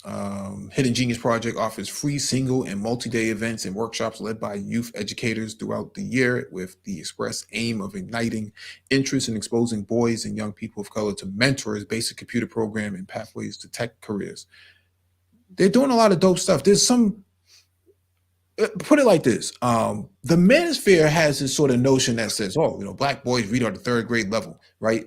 But there's no actual actions, followed up with those statements, right? It's just a statement, right? Yeah, this is a statement, right? And so platforms like Hidden Genius Project, they're actually trying to close those gaps.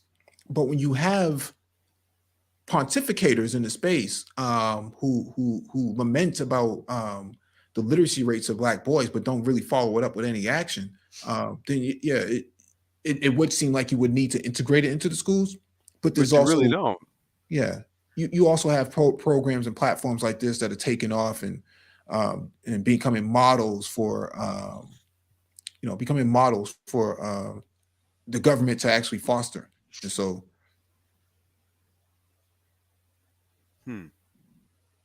yeah, and they're getting a lot of support, from the Silicon Valley and whatnot. So Yeah. in the next couple of years, you're going to see a lot of progress come out of that, and the naysayers and the pontificators who sat around talking about I'm not going to raise nobody else's kids and black boys read at the third grade level. Well, you'll just be saying that, and these kids will come and take all the opportunities away from you because you failed to follow up on it. Right. So I think we can also throw esports into that as well. I know there's a few schools here in Cali where they're really putting a lot behind like their esports programs. Now, you know me, I think esports. I'm thinking sim racing because there's a direct correlation to the real world, right? As opposed to like traditional esports gaming, when you get into sim racing, right? There's a direct correlation between sim racing and the real racing. Like it's that damn close. You know what I mean? So like there's an engineering component. Hell, shout outs to Jamal Kita Auto. I think the last the esports live stream we did some live engineering, right? Where we were changing setup parameters on the car and stuff, right? So but I think there's that component too. Well, I also think that you're going to see a lot more metaverse come into play, right? Because now you don't need to send somebody to some kind of technical facility. They can actually put the goggles on and really get involved in the mechanical aspect of developing, the tech for and repairing the tech for in terms of EVs and other forms of vehicle platforms. So. But to your point, the National Education Association says esports sees explosive growth in U.S. high schools. Boom. Competitive video gaming is happening in high schools across the country as coaches celebrate the teamwork and critical thinking necessary to win. This is especially when you start talking about a pandemic and people can't play football and basketball and stuff like that. They have to play in a bubble in Florida somewhere. No, this is changing now. This is a different. You don't have jocks anymore. Now it's the nerds taking over. The nerds are taking over. Now Well, I'll tell you right now, man. It's the pandemic that blew sim racing up, right? That's what blew this up. I'm talking about, bro, even on down to the industrial side of things, all the peripherals, right? All these new companies coming out, direct drive wheels, load cell pedals, right? All that stuff, man. It was actually the pandemic that brought the onset of that, and then from there, it became its own thing. I'm saying you got guys that are sim racing, and then they're leveraging it into a real seat in a real car. Okay, for those of y'all that don't look up James Baldwin, he's like your most recent perfect example of what I'm talking about. I think this dude is a McLaren driver. I think it is now. Yep. Right, went from sim into the real thing. Jimmy Broadbent went from sim into the real thing. Super GT. I think his name is what's his name? Alex Albon, I think it is. Sim to the real thing. Dude, there's so many examples of dudes who went from sim to the real cars. Mm-hmm. Because the tech, in terms of the technology and all that, it's that evenly paired in terms of the physics and the scope of the sim itself. So if you're good in a sim, there's going to be guys like, oh, you're good there, you're good in this car. Yeah. Yeah. I mean, this is Africa's platform here. Africa Esports Championship. Wow. When I was over there, it was not uncommon to see, some of these kids with Xboxes and stuff like that. I'm like, yo, this is crazy. The only problem is electrification, right? You don't have, the infrastructure is not as robust as ours. Well, it's not so much that it's not just as robust, but it's not consistent for the needs of the growing economy that's happening, because the middle class has exploded since 2018. It's just Mercedes, BMW. They all said that we have to produce more cars for Africa because they have a new middle class, right? And so when it comes to esports, what happens here is you have what they call load bearing or load shedding. Mm-hmm. One part of the city during a certain time gets more power than the other. And so you can be playing the game and the lights go out because, they decided to take some power from your city and put it to the other side of the city or to another zip code somewhere or something like that. And so it's not uncommon to see like traffic lights blinking or not functioning at all because they had to share some of the power somewhere else. And so these are some of the electrification issues in the grid that happens. And so I'm surprised to see it, but I'm happy. I'm ecstatic to see that Black people around the world are getting involved in this sort of area. They're not playing games anymore. Wow, Africa's premier sports league. Yeah. Oh. Yeah, they're not sitting around waiting for somebody to come help them. They're actually doing this on their own. And so I know, right? The guy knockers won't let them. Yeah. Lack of programming and electronic skills will become the new way. Literacy, everything, we covered that already. Pennsylvania is trying to legislate more money for technical schools after years of pulling funding. Yeah, it's like that across the country. That's what I was going to say. That's everywhere. Yeah, it's like that across the country, man. A lot of your conservative governments were fiscally conservative. They kind of pulled money from the schools and then put it into some of these horizontal industries such as broken law enforcement and first responders and stuff like that. A fire truck can cost anywhere between $100,000 to $500,000, man. And that's where the money goes, and then it goes into the pensions of these other muckety mucks who don't care about what happens to Black boys. So, right. Well, they not until we find ourselves in a paradigm where we're trying to mandate EVs across the board by like 2035, right? Mm-hmm. Well, you're gonna do that. Where are you gonna get all your technicians? Mm-hmm. Well, you're gonna have to import them from, Oh, that's the answer. Okay. Yeah. Jibber Jabber says, do you think more all electric racing circuits will attract the youth? I think that it may be complex. You might disagree with this, but I think that you're going to see a lot more e-racing before you get into the physical Formula E aspect, because it's just so much cheaper, right? I mean, before you would have said, oh,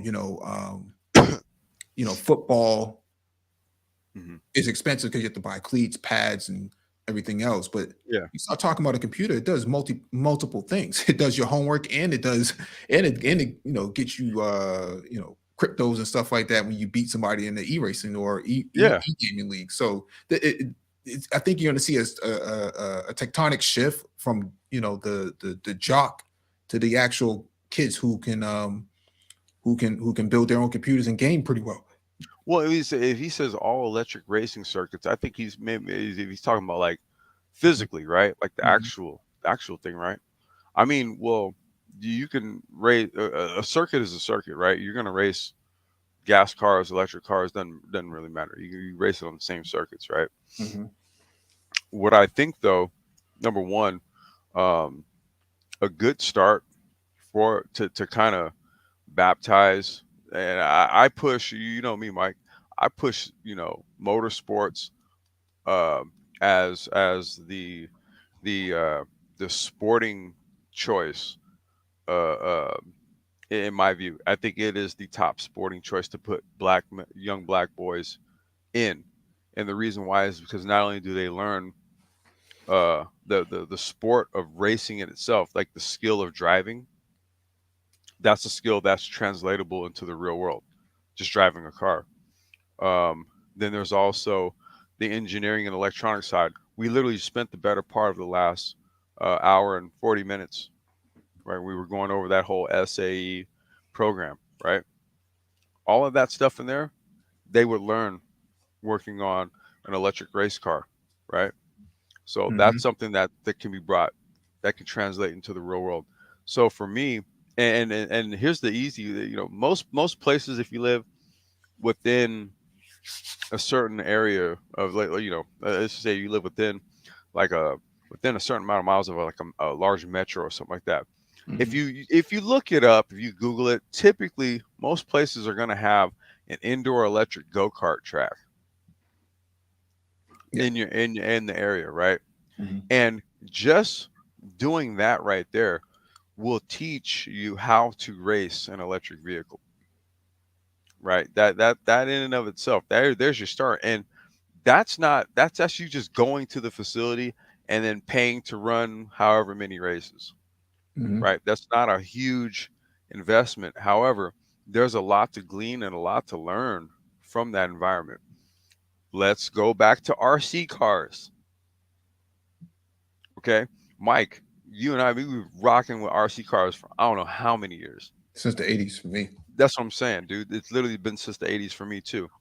Man, going to the tracks, racing them, building them, all that type of stuff. Learning the setups, camber, caster, gear ratios, all that stuff. Okay. Like I said, you learn it on a small scale, guess what it does? You take it to a large scale. So, you know, in totality, man, um, there's so many venues in all actuality where uh, the vehicles themselves being all electric is very accessible versus what it is that maybe some of you guys know me to do also, which is I used to, I haven't done it in a minute, but karting, I was a professional kart racer. And so when you're talking about 125cc two-stroke engines, right, where the engines only have like, you can only put like about a good 5 to 7 hours on them before they need a complete rebuild, right? Got to have your oil and fuel mixtures and all that crap, right? That's the stuff that's not practical in all reality. It's not that practical. It's super expensive, number one. And that's what prices a lot of like black kids out of motorsport, because karting is the entry level into it, Hmm. into motorsport, right? And it can be expensive Hmm. versus if you go the electric route, no, not at all. Yep. Yep. Damiki says it's just like when I program automation machinery, the devices have to be first named, provided the correct network, then identified. Yep. Yep. Ah, okay. And the PLC, the programmable logic controller. Yep. What Wacky up, World. Bo? Oh, what's going on, old man? Salute. Uh, Wait a minute. One Tesla talks to another when in proximity. Too much, man. Yeah, Yep. that's vehicle to Yep. vehicle communication. That's Yep. going to be that's a standard protocol. Yeah. Standard protocol. They all kind of learn from each other. Yeah, and it's not just for Tesla. It's going to be for all vehicles That's that all are of them. that have the capabilities of vehicle to vehicle communication. If you ever get a chance, actually, we'll cover it one day, probably next week or something like that. Probably on Monday we'll cover it. But does OpenCV have to do with geofence? I know an Amazon employee and the vehicles are tracked under one. Not necessarily. Geofencing can be enabled by your GPS. Yeah, I was gonna Um, say that's GPS based. yeah. Yeah, what you do is with a geofence, you're adding layers, right? So Mhm. you're adding layers to a map, and the vehicle connected vis-a-vis the GPS, it reads those layers when it goes into a certain zone. So, for example, like I'll give you a perfect example, even with the micromobility stuff. I can set a geofence so where if you're riding a scooter and it's going 20 miles an hour, if you cross the street, once you cross that street, it'll slow down to like 12 miles an hour, 10 miles an hour, or it just won't work at all. Or, you can, yeah. So with geofencing, it's all GPS based. Yep. Gyeonggi says, but China, Singapore, South Korea, and Japan are more likely to move forward in such a manner. The West doesn't have the luxury of being stubborn. Neither do Black people. You don't necessarily have to wait for somebody else to do something, man. We see the problem as it is right now, and we're trying to address it by first engaging it at the high level. From a deep dive perspective, you got to be more organized to do something. But the Hidden Genius Project, NISB, Watch Me Innovate. What's the other platforms that's out there? The Black Man's Lab, eight Black Hands. They're all addressing this type of stuff. And so I think that the manosphere creates a reality distortion field for what's actually happening versus what's damn, say that again. It creates a reality distortion field. If you listen to some of these guys, they'll tell you some of these content creators will tell you, oh, Black boys reading at a third grade level, the sky is falling, the gynocracy, the matriarchy, et cetera, et cetera, et cetera, passport bros and so on and so forth. And in reality, it has nothing to do with it has nothing to do with the price of tea in China. So I think it's just a matter of people, guys like us, really trying to peel back the onion and see how far we can go with this. The state of Florida just banned AP African American Studies in their schools. Thus, if states have issues with something as simple as AAS, then it'll be a while for them to be ready for fourth industrialization. No, I disagree with that, old man. I mean, that's the purpose of your HBCUs have an e-racing league. They have their own tech stuff. I mean, we covered this the other day about HBCUs and smart cities. So, they're already outside of the government itself. They're already taking on the mantle for themselves to try to engage this industrialization aspect. A lot of your schools are receiving money to skill up. That was a part of the Chips and Science Act that just passed. So that the money's there. So it's in the will is there. It's just a matter of the bureaucratic red tape that kind of maligns it. Not only that, but I think also we are playing a bit of catch up, so to keep it 100. Mm-hmm. Right, we're playing catch up in a lot of respects and regards. So, Jeremy says other countries, mainly those already or aiming to be in the BRICS, would consider investing in their human capital in such a way. They have to, right? You have to develop your human capital first before you do anything else. I mean, we covered that, I think, Monday about the African space program with the satellites. Yeah, or with the rockets, right? The rockets. Yeah. How do you get how do you put together a space program in 5 or 10 years? Egypt didn't have a space program for rockets prior to 2018.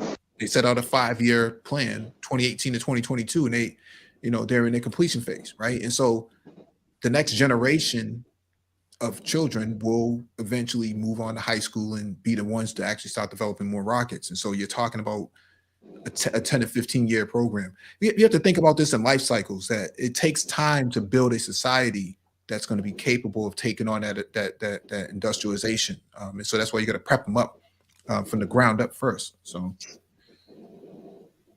hey, Charles, you there? Yeah, you can hear me? Yeah, there you go. Right. Sorry about that. What was that? Jibber Jabber says, teach your kids to read before they go to school so they have a good footing. Yep. I mean, hey, man, schooling starts at home. Yep. Toya. Hey, Toya. Yeah, what's going on, Toya? What's going on? Georgie says, that's why I asked months ago on another channel if there were programs such as post-high school institutions to rehabilitate boys, young men to prepare them for industry and higher education. Yeah, there is. Job Corps didn't go anywhere. It didn't go anywhere. There's other programs now that's, really, really dope. Like Hidden Genius Project and whatnot, and Nisby, and shout out to Q Butter, what he's doing with his after school program. Man. Once again, shout out to him. Yeah, there's different programs that's out there, man. The Manosphere doesn't talk about it because it's more concerned about just pearly things and things like that. So just pearly things like that. Yeah. The Army says, considering the mothers are often preventing initiatives towards boys. That's another, trope in the Manosphere that gets dragged about. That's not true. That's just not true. I've been doing the mentorship thing with Nisby for 2008. Yeah, so over 10 years now, and I haven't seen any mothers, standing in front of the door stop their kid. Yeah, put that soldering iron down. What are you doing with that? Yeah, stop writing code, you little bastard. Like I don't see anybody doing that. So yeah. Maddox says UCO here put like $15 million into esports. Interesting. You probably need the infrastructure for something like that, high bandwidth and electricity. LAN parties used to be our thing. I mean, I know Christian, he's old enough to remember, but we used to do LAN parties back in the day. We used to bring our computers and connect them to a switch and play Quake 2 or Doom or any of these sort of multiplayer games. That used to be the thing before, because internet wasn't fast enough, and so you would get a really fast connection at 100 megabits or 200 megabits in the LAN party. But you got these these gaming lounges now, right? You got like the Nerd Street, I think, is they're a chain of gaming lounges. There's a brother I follow on Instagram. He has a joint called Nightwing's Loft. I think he's in Maryland, if I'm not mistaken. And I've seen some of the gaming parties that dude's hosted over there. And then even in addition to that, you said UCO put like 15 million in esports. Like, look at all these automotive manufacturers, Mercedes, McLaren, all these guys. They all have esports programs. Well, because they also have the branding and the licensing that goes behind it too. Right. But I think, and this might be a wild shot, but I think you're going to see casinos get in on this, because casinos have a lot of money. Whoa! Say that again. Yeah, casinos, Native Americans and their casinos. I think that they will tap into the esports market and bring in. Yeah, they got the facilities, they got the money, and they got the infrastructure. And esports has the money in it too. Yeah. Right. It would make sense. Yeah. That's just a wild shot. I mean, you heard it here first, though. I know, right? Yeah, you damn sure you did. Yes, you did. Shonda H says those same Manosphere pontificators don't sign up or volunteer to mentor these young Black males in reading science, math, or technology. It's ridiculous. Salute to the men who put boots on the ground. Yep. Yeah. Talk is cheap. Yeah. Another scale or angle to ludopedagogy.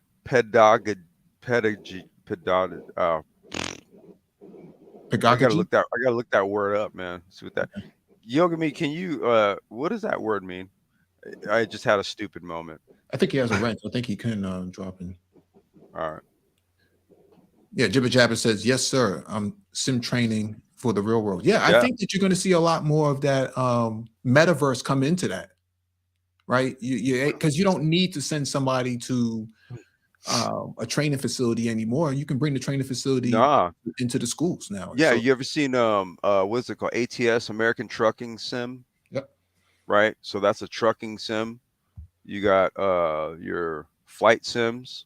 Well, shit. That's oddly enough, it's in avionics, where they utilize flight sims for training before they put you in the plane. right? And they've been doing this for years. Yeah, Boeing, Airbus, they all have them. Yes.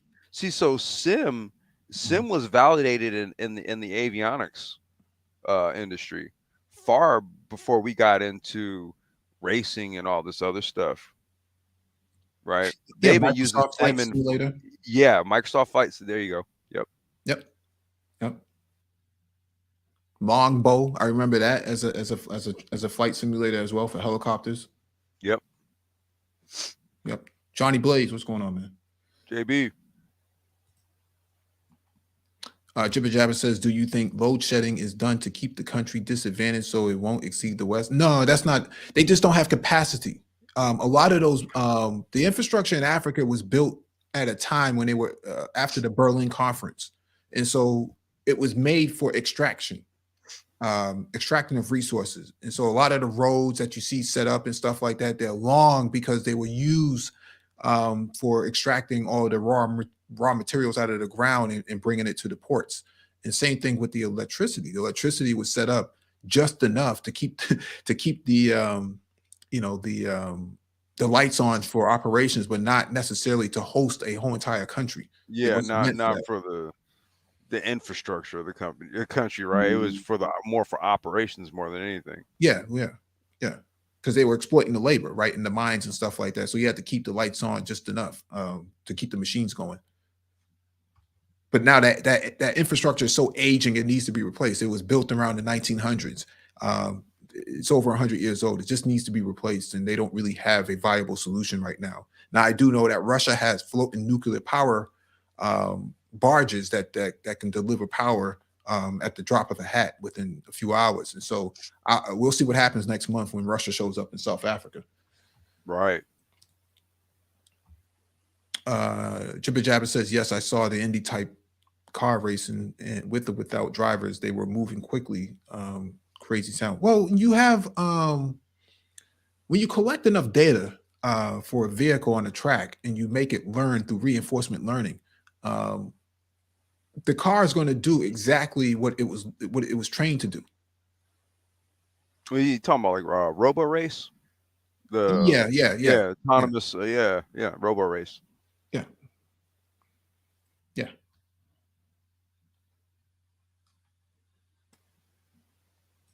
That's funny. Me and Jamal Kita Auto on his channel, I think maybe like last week we actually covered Robo Race. He wasn't feeling it because it's basically a race car with no race car driver. But I was saying this is more like technology use casing more than anything.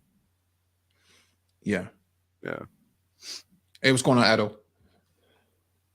Peace. T Riddler, what's going on?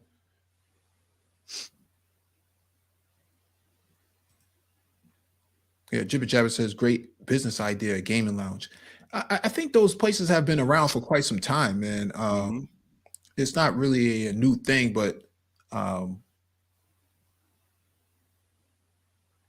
arcade. I mean, arcade is a gaming lounge. I was going to say that it's the new age arcade. Yeah, arcades kind of went out of style because once the PlayStation dropped, man, that was it. That was it, man. That was all she wrote, man.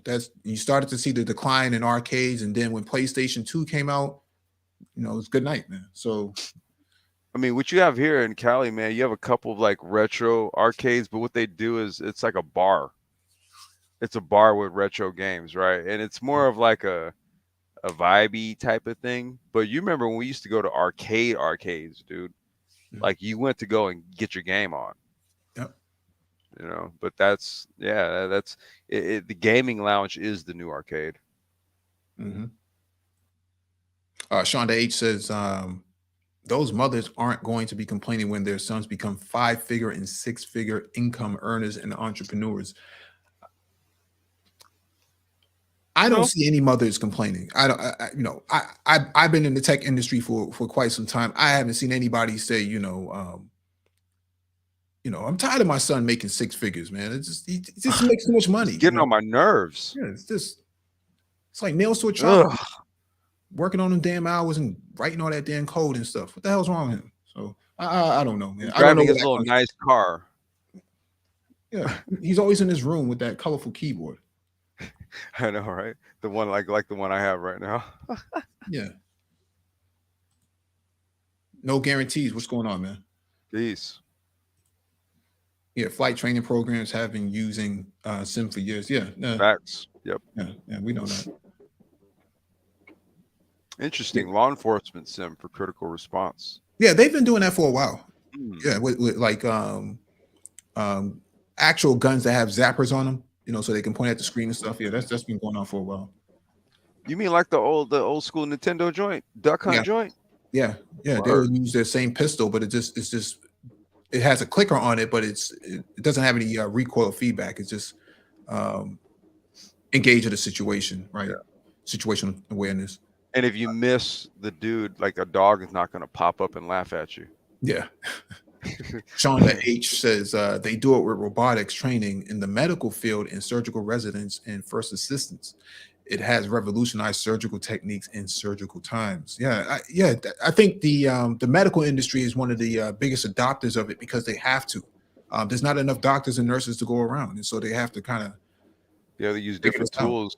Yeah, they have to figure this out ahead of time and try to leverage as many instruments to get as much work done as possible. Because before you didn't have a doctor in Germany couldn't necessarily be in the same facility as in Houston, right? And so they're leveraging Zoom and these AR goggles and stuff like that to actually see what's going on in the operations room. So right.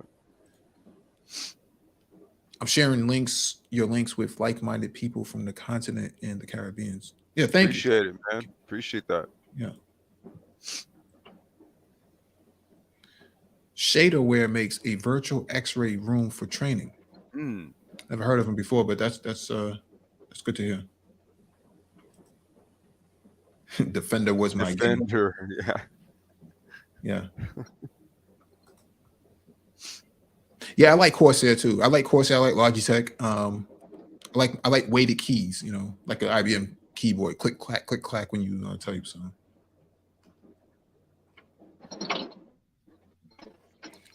Yeah, I got a Logitech keyboard with the little brown switches and the little light stuff.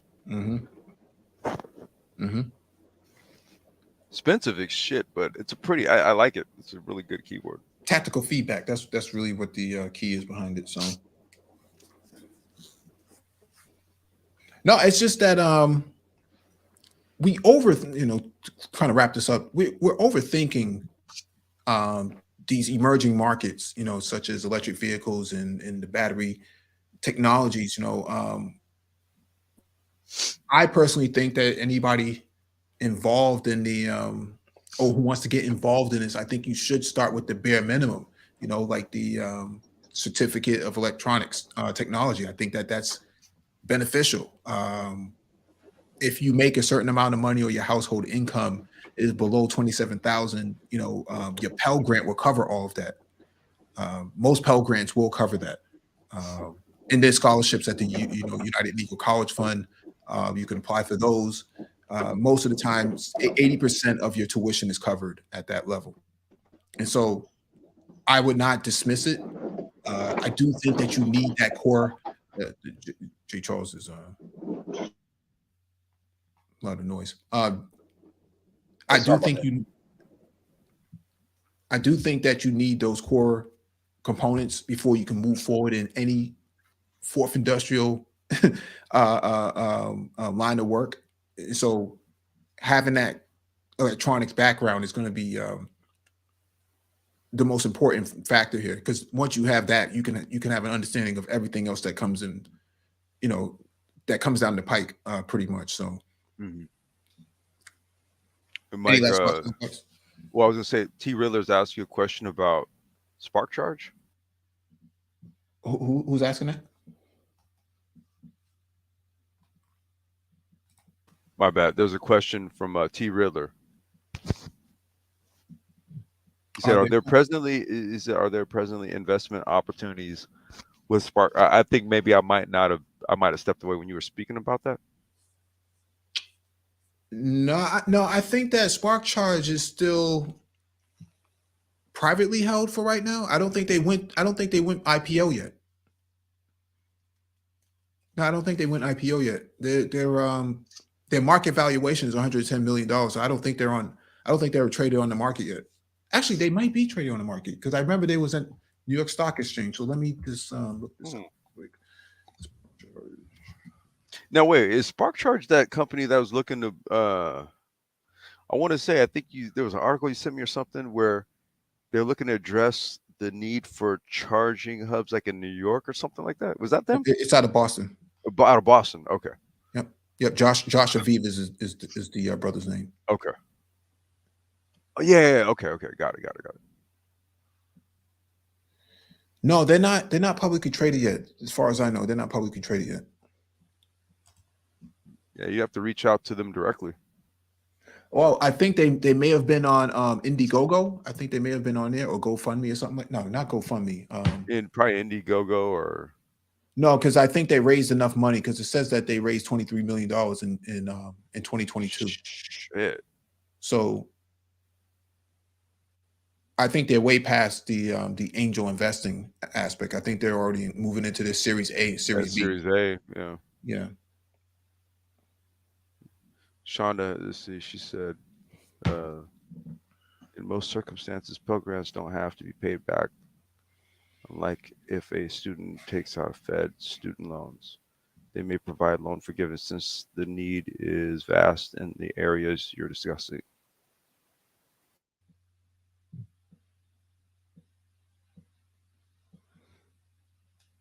Oh, okay, I see that now. Yeah. They may provide loan forgiveness since the need is vast. Yeah. I don't know anybody who ever owed a Pell Grant, but I do know that those things are available as supplements to further education, depending on what your household income is. No Guarantee says Kenya president was speaking today at Davos summit, stating they are expecting 6.2% growth this year as other economies are forecasting retraction. Yeah, because there's growth in Africa is like it's an upward growth trajectory. Yeah, Kenya started producing avocados. And so instead of waiting on avocados from Mexico, what they're now doing, the Europeans are doing is sourcing avocados from Kenya. And so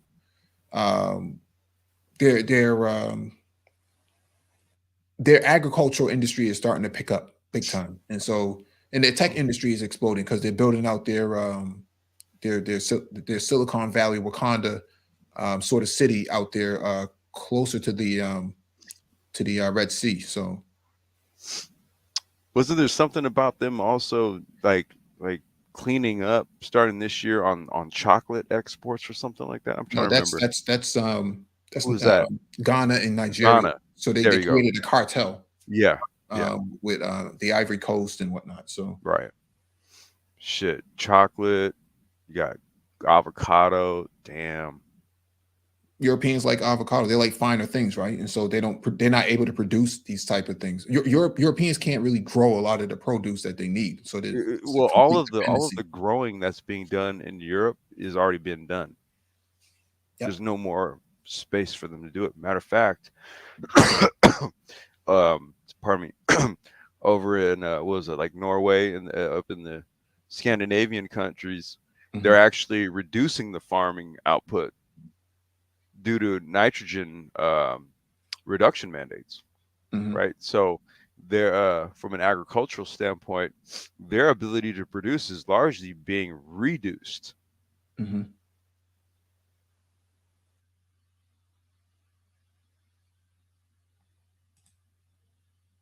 Low cost of living compared to the West, good place to invest in yourself. Yeah, Africa has a 65%